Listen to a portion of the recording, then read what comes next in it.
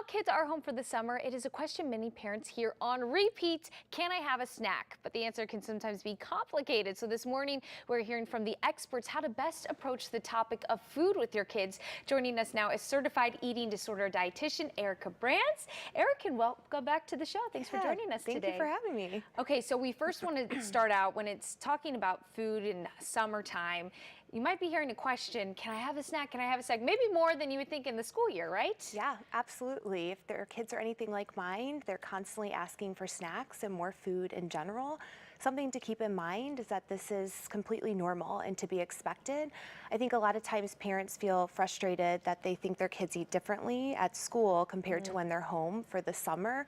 And we have to keep in mind that kids' appetites are constantly changing. Okay, especially during the summer. So this shouldn't be something necessarily to worry about, right? This could be a normal thing. Yeah, absolutely. Your kids are not bad or broken for asking for more snacks or food in general. It's to be expected with a more relaxed schedule when they're getting away from the typical routine at school.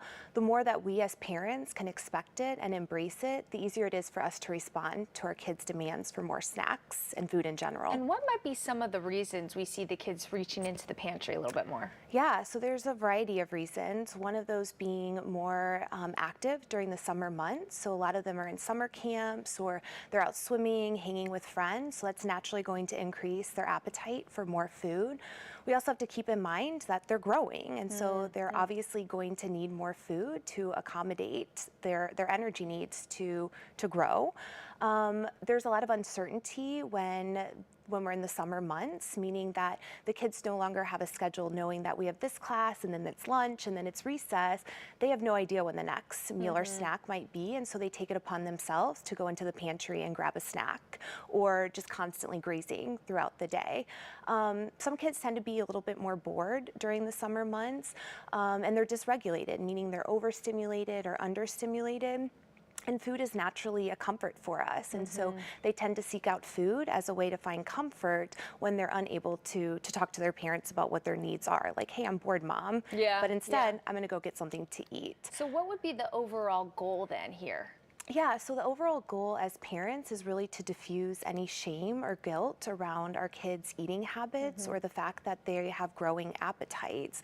Sometimes this requires us as parents to kind of dive into our own issues surrounding food that may have come from diet culture that's being passed along to our kids. Something to keep in mind is that our kids are all born intuitive eaters, and the more times that we can say yes to a particular food, the easier it is to say no down the road. It is. It's something to really think about, right? Creating that healthy relationship with them.